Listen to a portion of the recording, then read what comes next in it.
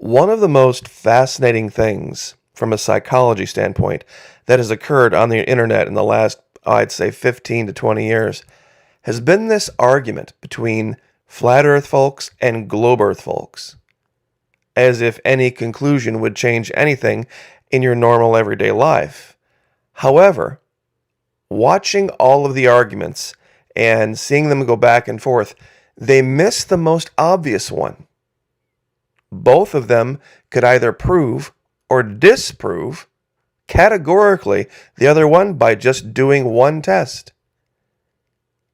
What is that test? What is that thing that would prove it or disprove it? Well, it's real simple. Dig a hole.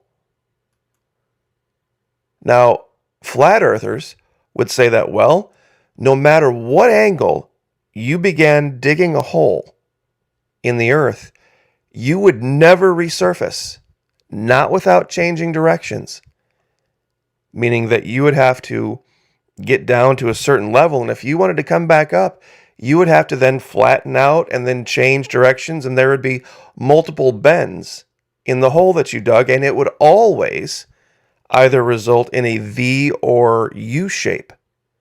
You'd have to go down so far and then come back up.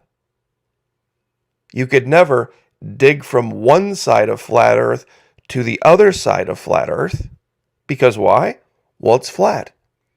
They don't necessarily have an explanation for what is directly below them. But if you're a globe Earth believer, you would know that, well, because we're a globe, all you would have to do to say, start digging a hole and come up in your neighbor's yard, is dig that hole at a very shallow angle. Now, let's say you wanted to come out a mile away. You would never have to change the direction of digging. You would just have to set that shallow angle, begin digging, and eventually you would be beneath the earth. And then because you're digging through the side of a globe, you would eventually come out the other side. The steeper the angle, the farther it would be that you would come out. In fact, there's a tool that you can find on the internet. It's from freemaptools.com, Tunnel to the Other Side of the Earth. It's not hard to find. You can move this map around and it'll show you exactly what's on the other side of the globe. So this would be kind of a head scratcher for globe folks because they're like, wow, really? We can dig a hole, and as long as we keep the angle shallow enough, we could enter the earth at one point, come out another, and never change directions whatsoever. And those who believe in flat earth would say, well, all holes dug must have a U or a V shape if they're going to have an entrance and an exit.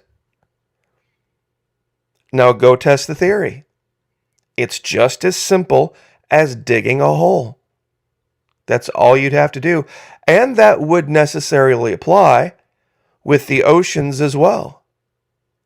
If we're on a globe Earth, then at some point you would be able to sail a straight line from the surface of one side to the surface of the other and never change pitch. Let's say there's a submarine on the surface of flat Earth. Well, to dive, you would have to change pitch, wouldn't you? To go down, and then you would have to change pitch again to come back up. But on a globe Earth, you could theoretically, feasibly, draw a straight line between the surface at one point in the ocean and a surface at the other point, and then just sail a straight line. You would go beneath the surface for a time. Your depth would be the greatest at the halfway point, and then you would slowly start to surface again, never having changed pitch whatsoever. It's kind of an interesting argument. But why do I bring this up? What does this have to do with anything that we've been talking about? Well, when we look at images in Antarctica, there's a great many things we can't explain. This is one of them. This is one of the big ones. It's a huge shadow that they forgot to erase of a castle. But for me, the primary evidence that there is something going on in Antarctica is this find right here. And it's incredibly simple. Actually, that's the wrong one. Hold on. We'll get back to that one. It's just as important. It's more evidence of the same thing. It's a doorway. Now, this doorway goes right through the ice sheet and goes right beneath, and nobody knows who created this. There is no evidence anywhere that this was created from the surface to below. It looks very much like it was created from below to the surface, because there is no evidence anywhere around here of any kind of excavation or any kind of human activity. And it is not just a random hole. When you look closely at this, you can see the platform right here is perfect. It's 90 degrees. The sides are equidistant, and we're going to go ahead and measure this to give you an idea of how big this is. We've covered this before, but I think it goes to the same argument. It's a straight line tunnel directly below the ice sheet that was created from below. Real quick.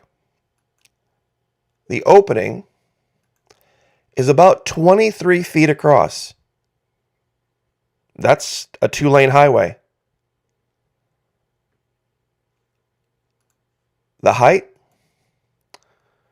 Well, ballpark it looks like it's about 44 feet tall.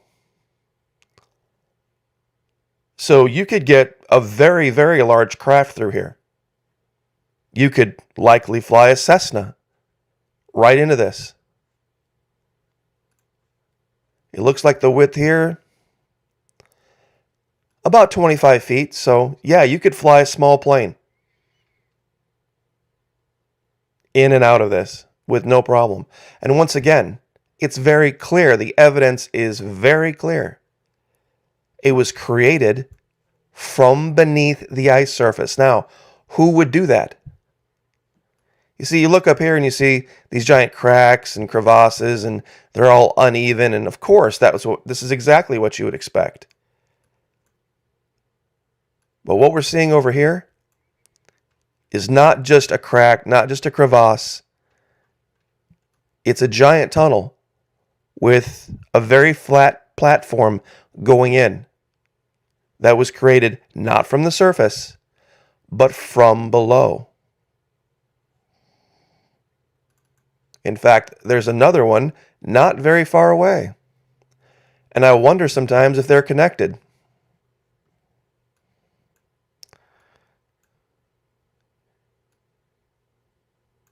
Zero evidence anywhere on the surface of any kind of excavation whatsoever. Can you explain? Let's measure this one. Once again, about 24, about 25 feet across, and about 45 feet tall. Literally exactly the same size. On two different sides of Antarctica. With zero evidence of any kind of excavation on the outside created from below. If that isn't evidence enough that something is going on underneath the ice sheet that is not just volcanic, I don't know what else would be. And there are these entrances all over the place. You just got to know where to look. It takes a great deal of time to find them. This was another one.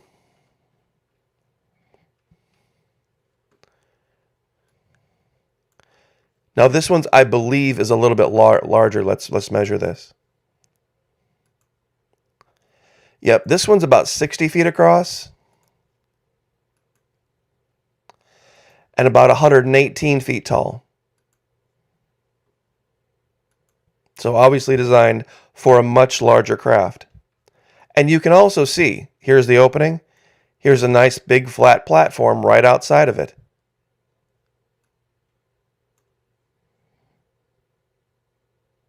If any of that can be explained by some type of natural force, I would love to hear it. I would love to hear science explain it.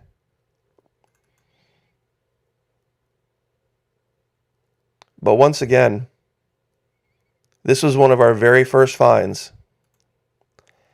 And I have yet to have a scientist or a naysayer or a skeptic or anyone else come to me when I give them these, and I'll give you these coordinates. You can go find it, Google Earth Pro for yourself. Explain what this is. What is this a shadow of? Is this a mountain? Is this what mountains look like? Do they have trapezoid shapes like this with little equidistant triangles all over? Is this what mountains and ridges is how they naturally form? And I really think it's an excellent question that goes to this exact thing. Simply go dig a hole. Anybody can dig a hole. And if you believe in a globe Earth, a shallow enough hole, dug at a shallow enough angle, will be nothing but a straight line that will enter the Earth and then come back out of the Earth at some other point, and you'll be able to look straight through. You'll be able to look straight through, and you will never have to change direction. You'll never have to dig down and then come back up again. You would only have to do that on a flat Earth. And if you're on a flat Earth, and this is what you believe, any angle downward, no matter what, will result in never returning to the surface unless you change direction. So all holes must either have a V or a U shape to them to return to the surface. And it's simple, easy, and provable.